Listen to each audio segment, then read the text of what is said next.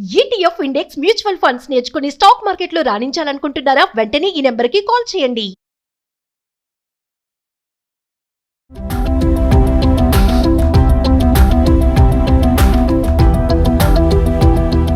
నమస్తే, welcome back to Suman TV. Present మనతో పాటు ఉన్నారు అనలిస్ట్ మందర్ కృష్ణారెడ్డి గారు. నమస్తే సార్. నమస్తే అమ్మా. సార్, ఇప్పుడు మనకి మ్యూచువల్ ఫండ్ కానీ ఇన్సూరెన్స్ కానీ ఏమైనా అకౌంట్ ఓపెన్ చేసామనుకోండి, దాంట్లో నామినీ డీటెయిల్స్ అనేది అప్డేట్ చేయకపోతే, మనం నామినీని పెట్టకపోతే, ఇన్ కేస్ ఆ పర్సన్ పాస్డ్ అవే అయిపోయారనుకోండి, చనిపోయారనుకోండి, అప్పుడు నామినీ అమౌంట్ని మనము క్లెయిమ్ చేసుకోవాలి అంటే ప్రాసెస్ ఏంటి అసలు? భారతదేశంలో అన్క్లెయిమ్డ్ అమౌంట్ అన్క్లెయిమ్డ్ అమౌంట్ అంటే సక్రమంగా నామినీ వివరాలని పర్ఫెక్ట్గా నమోదు చేయకపోవడం వల్ల బ్యాంకుల్లో కానీ ఇన్సూరెన్స్ కంపెనీల్లో కానీ అలాగే మ్యూచువల్ ఫండ్ లాంటివన్నీ ఇంకా అనేక రకాల ఖాతాల లోపల వసూలు చేయబడ్డ డబ్బులు కోట్ల రూపాయలు, కోట్ల కొద్ది రూపాయలు, వేల కోట్ల రూపాయలు బ్యాంకుల్లో పడి మూలుగుతున్నాయి, ఆయా ఖాతాల్లో పడి మూలుగుతున్నాయి. ఈ మధ్యనే ప్రభుత్వం ఒక చట్టం తీసుకొచ్చింది. దానికి సంబంధించినట్లు ఆ మధ్య తీసుకొచ్చిన చట్టం ఏంటంటే 3 సంవత్సరాల లోపల అలాంటి అమౌంట్ ఎవరైనా క్లెయిమ్ చేయకపోయినట్టయితే, ప్రాపర్ పద్ధతిలో దానికి ఏ పద్ధతిలో వెళ్ళాలో ఆ పద్ధతిలో వెళ్ళి దాన్ని తెచ్చుకోకపోయినట్టయితే ఆ డబ్బు ప్రభుత్వ పరమైపోతుంది. గవర్నమెంట్ దానికోసం ప్రత్యేకంగా ఒక అకౌంట్ ఓపెన్ చేసింది. ఆ అకౌంట్లోకి ట్రాన్స్ఫర్ చేయబడతాయి. దాన్ని పబ్లిక్ కోసం ఖర్చు పెడతారు. ప్రభుత్వం ప్రజల కోసం ఖర్చు పెడతారు. ప్రజల రవాణా విధానం పెరుగుపడడం కానీ, లేదా కస్టమర్స్కి కోర్టులని బాగుపరచడానికి కానీ, లేకపోతే రకరకాల వినియోగదారులకు భద్రత చేకూర్చడానికి కానీ, వాళ్ళకు లాభం చేకూర్చడానికి కానీ ఆ డబ్బును ఉపయోగించవచ్చు అని ఒక చట్టం తీసుకొచ్చారు. అంటే పరిమితమైనటువంటి కాలంలో మాత్రమే, నిర్దేశించిన కాలం వరకు మాత్రమే ఆ డబ్బు ఆ ఖాతాలో ఉంటుంది. తర్వాత మాయమైపోతుంది. తర్వాత మనం ఎన్ని ప్రయత్నాలు చేసినా మనకు రాదు. ఎందుకు నామినీని పెట్టడంలో సమస్యలు వస్తాయి? ఒక్కోసారి నామినీని పెట్టినా కూడా పర్ఫెక్ట్గా పెట్టడం అంటే ఇంటి పేర్లో తేడాలు ఉంటాయి. తర్వాత ఆధార్ కార్డు లేకపోతే దానికి సంబంధించిన ఏ కార్డు సబ్మిట్ చేయకుండానే పేరు రాసేస్తారు. ఫోన్ నెంబర్లు వేరుగా ఇస్తారు, అడ్రస్లు వేరుగా ఇస్తారు. ఈ లోపల మారిపోవచ్చు. ఈ లోపల వాడి దేశం నుంచి ఇంకో దేశానికి వెళ్ళొచ్చు, ఇంకో దగ్గర స్థిరపడవచ్చు.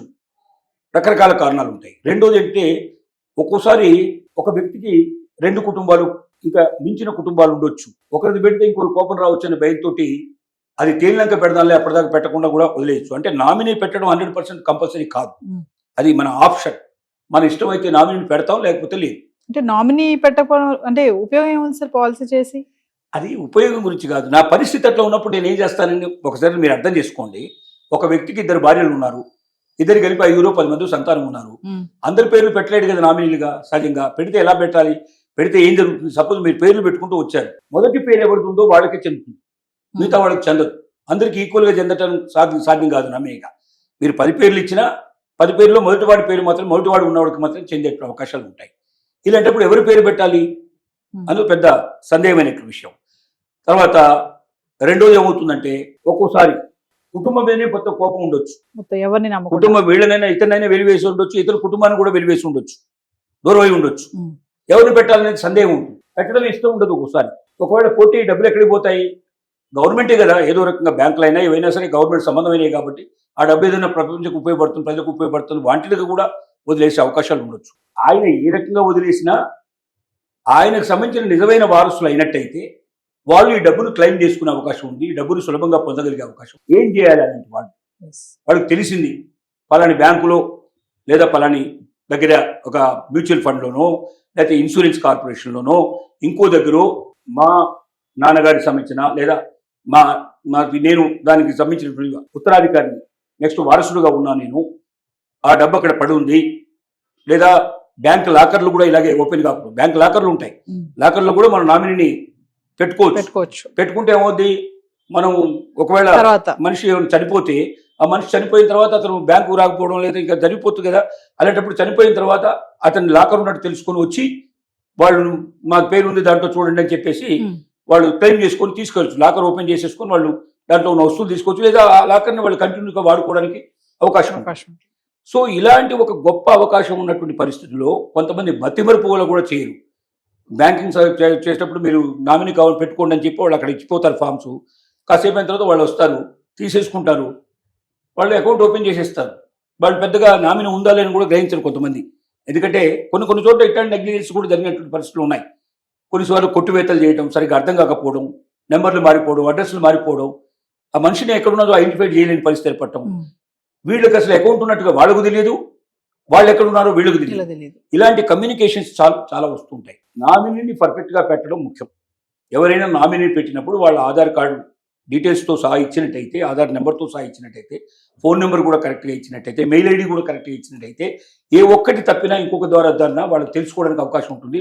బ్యాంక్ వాళ్ళు ఇన్ టైంలో ఇన్ఫర్మేషన్ ఇచ్చేసి వాళ్ళని పిలిచి వాళ్ళకి ఇచ్చేస్తారు అవకాశం. అది ఒక మొట్టమొదటి చేయాల్సిన పని. రెండోది, ఒకవేళ నామినీ పేరే దాంట్లో లేకుండా చనిపోయారు, అప్పుడు ఏం చేయాలి మనం? అది ఉన్నట్టుగా తెలుసు, మనకి అకౌంట్ ఉన్నట్టుగా తెలుసు, కానీ నామినీలో మన పేరు లేదు, మనం ఎట్లా తీసుకోవాలి? అలాంటప్పుడు వీళ్ళు ఏం చేయాలంటే, ముందు ఆ బ్యాంకునో లేదా మ్యూచువల్ ఫండ్నో లేకపోతే ఆ ఇన్సూరెన్స్ కంపెనీనో వాళ్ళు వెళ్ళి అక్కడ అకౌంట్ ఉందా, ఎంత అమౌంట్ ఉంది, ఏం సంగతి చెక్ చేసుకొని వాళ్ళు అవకాశం ఉంటుంది. వాళ్ళ తండ్రి పేరు సర్టిఫికెట్లా ఆధార్ కార్డులో వాటిలో అన్నింటిలో ఉంటాయి కాబట్టి వాళ్ళు వెళ్ళి చూపించుకొని మాట్లాడుకొని వాళ్ళు లీగల్ ఎయిడ్ సర్టిఫికేట్ దొరుకుతుంది ఎంఆర్ఓ ఆఫీసు లోపల, ఆర్డీఓ దగ్గర. ఒకళ్ళు అక్కడ తేడా వస్తే కలెక్టర్ దగ్గరికి వెళ్ళైనా సరే వాళ్ళు లీగల్ ఎయిడ్ సర్టిఫికేట్ తీసుకోవచ్చు. అంటే ఇది ఎవరెవరు ఆ ఇంట్లో ఎంతమంది పుట్టారంటే ఆయనకు సంబంధించిన వారసులు ఎవరు, ఆయన తదనంతరం ఎవరు దాన్ని హక్కులు అనుభవించడానికి ఆస్తి అవకాశం ఉందనేది లీగల్ ఎయిడ్ సర్టిఫికేట్ అనేది కామన్గా అందరికీ దొరుకుతుంది. ఇది పల్లెటూళ్ళ దగ్గర నుంచి మొదలు పెడితే సిటీస్లో దాకా.